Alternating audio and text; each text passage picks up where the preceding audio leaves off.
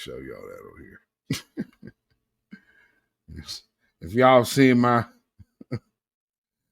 Twitter page, there's a video of what appears to be a soccer game from somewhere. And there's a woman in the crowd who has something in her hand and a small spoon with what appears to be some white substance of some sort. And she promptly puts it to her nose and takes a sniff. Who knows what it could have been? It could have been candy of some sort. With that being said, there's this video that popped up on TikTok. And now, for all intents and purposes, this guy is right pretty much on the money. One thing I want to explain is sometimes, especially for a lot of the Biden sexuals, the hard-headed Biden sexuals, here's the truth.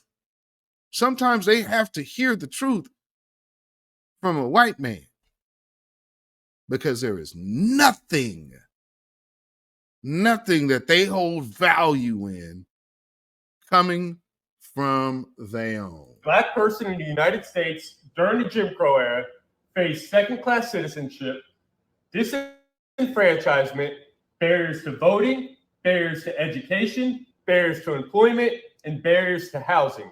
Then we had the 1964 Civil Rights Act and the 1965 Voting Rights Act, which stated we could no longer do any of this. We could no longer discriminate based on race. So in 2023, what is the only group of people that we can legally discriminate against? We can legally relegate to second-class citizenship, create barriers to voting, barriers to education, barriers to employment, barriers to housing. If you answered convicted felon, you are absolutely correct. In 2023, a convicted felon is the only group of people that we can legally do all this to. Now, do you believe it's a coincidence that 1 in 3 black males carry this label as convicted felon as opposed to 1 in 17 white males? If you answered yes to that question, let's take a look at what's happened since the dismantling of the Jim Crow laws. We've had a 700% increase in our prison population. We've gone from 300,000 inmates to as high as 2.3 million. Now, I do believe we're back down to about 1.8 million today. We had the law and order agenda, which was an increase in police spending and a decrease in school funding, which created the school to prison pipeline. We also had the war on drugs, which we now know was a war on people.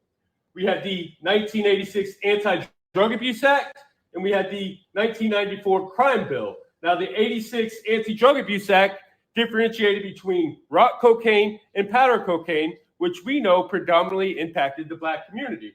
And the 94 Crime Bill created harsher sentences, lengthier sentences, and minimum mandatories. We also know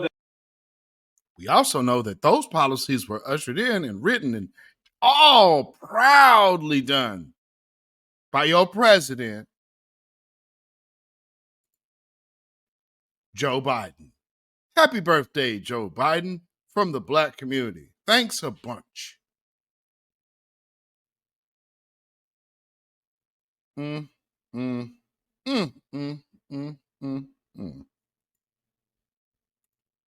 black people make up 53% of all exonerations, 69% of exonerations for drug crimes, and they're 7 times more likely to be wrongly convicted. So when I seen all of this, I realized that racism in this country never ended. We have a systemic issue. Bam. There it is. And speaking of systemic issues, this is the other thing they're pushing right now. I just showed you that.